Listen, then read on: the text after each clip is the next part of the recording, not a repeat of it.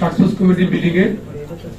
Task force committee meeting শুরু হওয়ার কথা ছিল 1টা, ওটা আরম্ভ হয়েছিল 1:30 আরম্ভ হওয়ার আমি 5 রুমে ছিলাম। 5 রুম থেকে রুমে ঢুকতে ঢুকতে আমাদের মিটিং শেষ হয়ে গেছে।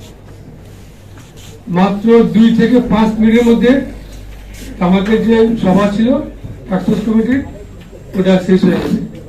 টাইম ভাই এখানে বললেন যে টোবাকো কন্ট্রোল যে কতটুকু লেস প্রায়োরিটি পায়, কতটুকু আমরা মানে এটাকে গুরুত্ব দেই, ওই কমিটিতে যে সভা ছিল তা থেকে বোঝা যায়।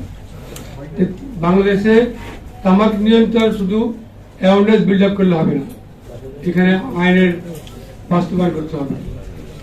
ভাই বললেন যে 50টা মোবাইল কার্ড হয়েছে খুলনাতে, কতদিনে? 34 মাসে মাত্র 50টা মোবাইল কার্ড। তারপর তো খুলনা মোবাইল কার্ড হয়। ঢাকায় আপনারা কয়টা মোবাইল কোড হয়েছেন?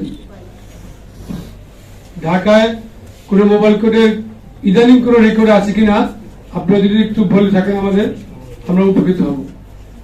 ঢাকা জেলা প্রশাসক কি করে? তামাক নিয়ন্ত্রণের যে টাস্কফোর্স কমিটি আছে, এদের কাজটা কি? মিটিং এ নাস্তা করে 2-4টা কথা বলে আমরা খুবই ব্যস্ত, আমরা অমুক জায়গায় কাজ করছি, তুমুক জায়গায় কাজ করছি করে, এটা কি কাজ না? জনস্বাস্থ্য কি কোনো কাজ না? আপনার ছেলে যদি আমাকে আসক্ত হয়ে মাদকে মানে চুর হয়ে যায়, ক্ষতিটা কার? আপাতত কিন্তু আপনার, কিন্তু এরপর কিন্তু পুরো রাষ্ট্রের হবে। আমরা আশা করব প্রশাসন এটাকে খুবই গুরুত্ব সহকারে নজর দেবে এবং আগামীতে যাতে ঢাকা সহ সারা দেশে মোবাইল কোড যাতে একটু নড়ে চলে বসে, মোবাইল কোড যদি ঠিক মতো না হয়, তামাক কোম্পানি কিন্তু তাদের আইন লঙ্ঘন করেই যাবে। তামাক কোম্পানি বিভিন্ন ভাবে এই আইনগুলো ভাঙার চেষ্টা করছে। আপনারা জানেন আগে তামাক কোম্পানি পত্রিকা বিজ্ঞাপন দিত, তামাক কোম্পানি টিভিতে অ্যাড দিত, এগুলো বন্ধ হওয়ার কারণে তারা খুবই ডেসপারেট হয়ে গেছে। তারা এখন বিভিন্ন মাধ্যম খুঁজছে। আমাদের এই যে মানুষের যে মেয়েটা বললো ওটিটি প্ল্যাটফর্মে তারা চলে গেছে, তারা বিভিন্ন ফাঁকফোকর খুঁজে নায়কদের প্রভাবিত করছে, তারা নাটক কিনে নিচ্ছে, নাটকের স্পন্সর করছে, পুরো নাটকে খরচ দিচ্ছে, ফাঁকে ফাঁকে ই সিগারেটের মানে প্রমোশন করছে। তো আমরা এগুলো বন্ধ করার জন্য আইনে যারা আছেন তাদেরকে বলবো আপনারা একটু কঠোর হন। এই টোবাকো কন্ট্রোল নিয়ন্ত্রণ শুধু আমাদের জন্য না, দেশের ছেলে মেয়েদের জন্য এটা উপকৃত হবে।